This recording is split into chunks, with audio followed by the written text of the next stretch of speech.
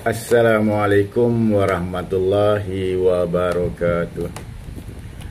Semoga sahabat semua, para YouTubers, para penonton-penonton YouTube, para subscribers yang saya kasihi berada dalam situasi yang menggembirakan dan sentiasa dilindungi oleh Allah Subhanahu wa taala. Hari ini saya lagi nak react kepada Hadi Ceroy ni lah. Setiap video-video beliau tertumpu kepada kecaman dan provokasi. Jadi inilah yang kita perlu untuk bantah apa yang beliau perkatakan tersebut, supaya orang awam dapat menilai, di mana tidak terikut-ikut dengan apa yang Hadi Ceroy itu cakap. Betul tak kawan-kawan? Rasanya yang sebenarnya banyak lagi urusan-urusan lain untuk saya ketengahkan kepada anda. Tetapi adalah menjadi tanggungjawab kalau kita tengok video-video beliau ini yang sentiasa mengecam ulama-ulama, asatizah, para da'i, dan juga agensi kerajaan yang berteraskan Islam, seperti pejabat-pejabat mufti negeri dan mufti-mufti negeri sendiri beliau kecam. Contohnya yang terbaru ni ialah berkenaan dengan ajaran Nur Muhammad ke, Tarikat Naqsabandiyah, yang mana beliau telah mengecam mufti negeri Perak, mufti negeri Pahang dan juga Sabah kalau tak salah saya. Dan dengan begitu lantang sekali minta mufti menjawab dan bersumpah. Barangkali dia dengan lantang beliau telah bersumpah dengan sumpah yang begitu berat lah. Ini bahaya juga si Hadi Ceroy ini, dengan mengatakan wallahi wabillahi watallahi, bahawa sesungguhnya ajaran Nur Muhammad itu bukanlah ajaran Islam. Satu. Dan lagi bersumpah lagi dalam video berikutnya berkenaan dengan apa ya, satu lagi tu, geng Sliparian. Dia kata geng Sliparian ni adalah ajaran sesat. Dia bersumpah lagi, cukuplah dia yang bersumpah tentang bahawasanya tuduhan yang bini kau dilarikan oleh Bangla itu tak betul. Hamba sumpah tu okey. Pada saya patut hamba sumpah, dan tak perlu pun sebenarnya bersumpah-sumpah ni. Buat apa nak bersumpah? Seolah-olah hanya mempermain-mainkan agama. Sikit-sikit nak bersumpah, sikit-sikit nak bersumpah. Inikah kaedah dan cara orang-orang kau? Dan kita pun sudah kenal pasti siapalah engkau yang sebenarnya, dan siapa di belakang kau kita pun dah kenal pasti. Cuma bagi kita langkah yang pertama ialah kita cuba menghalang ataupun menentang kau dengan menggunakan video-video sanggahan terhadap video-video kau, supaya netizen di luar sana dapat teliti dan mencari kebenaran yang sebenar-benarnya, dan apa yang kau katakan itu adalah tidak betul dan tidak tepat dan tidak patut disebarkan kepada umum, kepada netizen ataupun orang awam. Ya. Saya juga sering sentuh tentang adab-adab kita berhujah lah.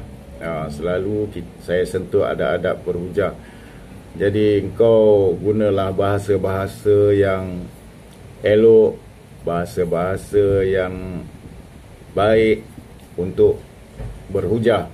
Jadi di dalam dunia hari ini kita ada kebebasan dalam media sosial ataupun dalam apa jua, kita ada kebebasan. Walaupun pada pendapat aku kau yang sebenarnya tak betul, tapi kita tidak boleh halang kau untuk berhujah dalam setiap video kau. Cuma kita boleh kecam kau bahawasanya apa yang kau perkatakan itu tidak beradab dan tidak tepat sama sekali. Kau tahu kenapa para ulama, para ilmiah tidak react ke atas video kau? Kerana pendapat mereka bahawa sekiranya mereka react ke atas video kau itu menunjukkan bahawa kebodohan mereka. Jadi mereka tak perlu nak react. Ini semua cerita-cerita yang membodohkan diri ini nak buat apa kan? Jadi biarlah berlalu, bukan bermakna mereka ni tak tengok, tak diberitahu, tak dilaporkan oleh orang-orang yang bersama mereka. Tetapi mereka berdiam diri bukan bermakna apa yang kau katakan semua itu adalah betul. Sememangnya tidak betul. Dan kenapa mereka tak react? Itulah yang saya katakan bahawa tak perlu react video-video kau ini, kerana kalau react seolah-olah memperbodoh-bodohkan diri mereka. Tak perlu. Ya, perkara-perkara seperti ini biarlah kami. Kenapa kami yang react seperti Dr. Nasir, Taslat Network Official, Kali Kino dan beberapa channel lain yang react ke atas video-video kau ataupun channel-channel kau, kerana level kau tu adalah lebih rendah daripada kami. Jadi kami react sedikit saja. Yang pertama, contohnya kalau saya di Taslat Network Official, saya react tentang adab-adab berhujah. Dan kalau channel Dr. Nasir Vlog, dia biasanya mencari kesilapan-kesilapan kau yang boleh menyanggah isu-isu yang telah kau kemukakan, yakni juga berkenaan dengan pribadi engkau sendiri, kerana engkau juga telah react ke atas pribadi beliau. Dan sepatutnya beliau menyanggah perkara-perkara itu, kerana sepatutnya tidak perlulah isu-isu pribadi ini diketengahkan di media sosial. Ya, matlamat kita ni apa di dalam media sosial? Matlamat kita ini untuk memfitnah orang kan? Jadi kalau begitu, maknanya dalam memfitnah agama dan juga memfitnah pribadi-pribadi orang. Bermaknanya matlamat kita ni berada di media sosial ini bukan untuk memberi pencerahan kepada orang awam di luar sana, kan? Matlamat yang sebenarnya ialah untuk mencari dosa dengan memfitnah orang lain. Begitu. Adik, kau fikir baik-baik. Aku pun kadang-kadang kesian juga dengan kau. Aku tengok raut muka kau, raut wajah kau tu seolah-olah apa yang kau perkatakan itu adalah bukan kehendak kau, tetapi oleh kerana diberikan maklumat-maklumat dan teks-teks oleh orang-orang tertentu ataupun tim tertentu yang engkau terpaksa membaca. Matlamat dan tujuan kita tu kena jelas. Mengapa kita berada di dalam channel YouTube ataupun di dalam media sosial yang lain, ya. So si Adi ni, apa kita nak kata kan, dah menjadi seolah-olah untuk mendapat income ataupun pendapatan daripada beliau menjalankan kerja-kerja seperti itu. Jadi itulah yang sering kita pertikaikan beliau. Jadi saya sarankan kepada Abdul Hadi dan tim beliau tu, jika ada permasalahan-permasalahan ketidakpuasan hati berkenaan dengan perkara-perkara yang dia utarakan kepada umum lah, bila divideokan itu ialah kepada umum, kepada seluruh orang ramai, beliau dan tim bolehlah datang ke pejabat-pejabat mufti yang beliau sebutkan itu, atau juga boleh datang ke JAKIM, boleh berbincang dengan mereka dengan orang kata supaya isu-isu seperti ini boleh diselesaikan dengan penjelasan daripada orang-orang yang lebih ilmiah, ya, bukan dengan cara provokasi yang kau utarakan di dalam YouTube. Kerana di dalam YouTube ini yang menontonnya adalah umum, seluruh dunia boleh tonton video engkau, dan ada yang faham dan ada yang tidak faham. Jadi tidak sampailah matlamat engkau untuk menyelesaikan perkara-perkara tersebut, kan? Dia hanya boleh jadi satu provokasi kau sajalah dan tim-tim kau kepada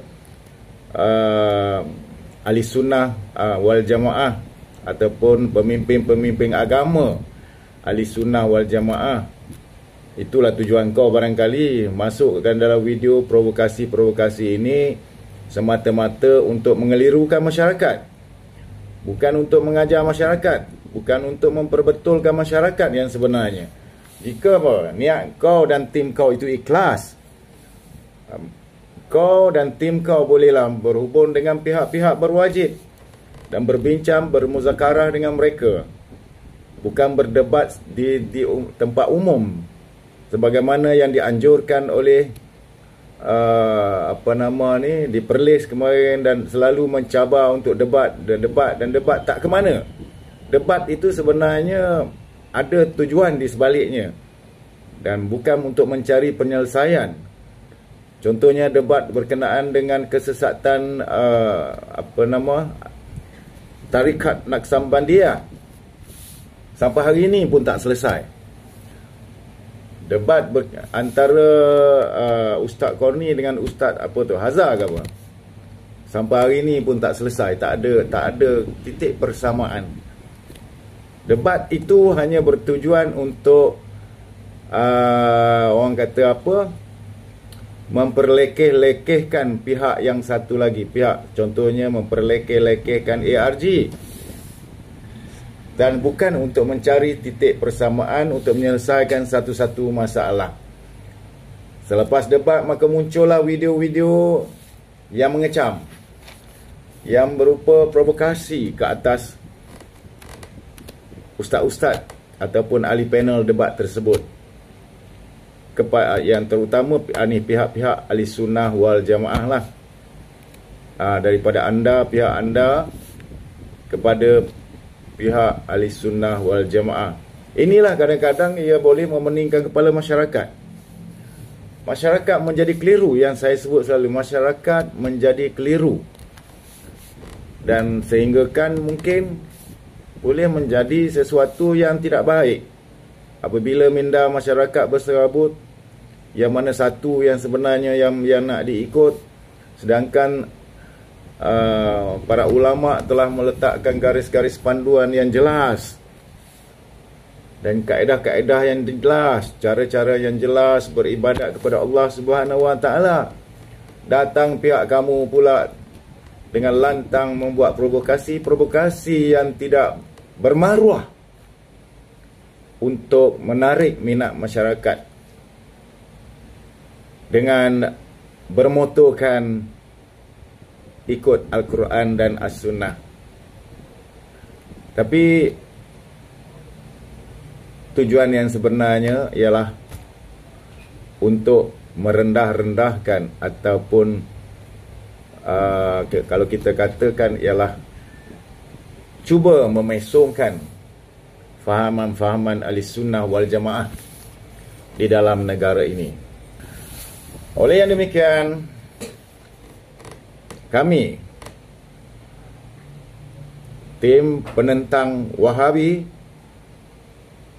akan menentang anda habis-habisan sekiranya anda mengeluarkan video-video yang berupa provokasi, berupa bahasa-bahasa yang kurang enak didengar, yang merupakan memfitnah Ahlussunnah, asatiza Ahlussunnah wal Jamaah, kami akan bangkit adik.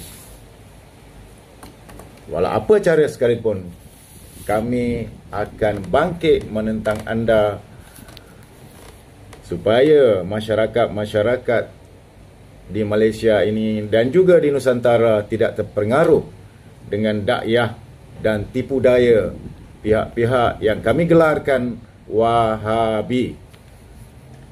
Okey. Wassalamualaikum warahmatullahi wabarakatuh. Peace.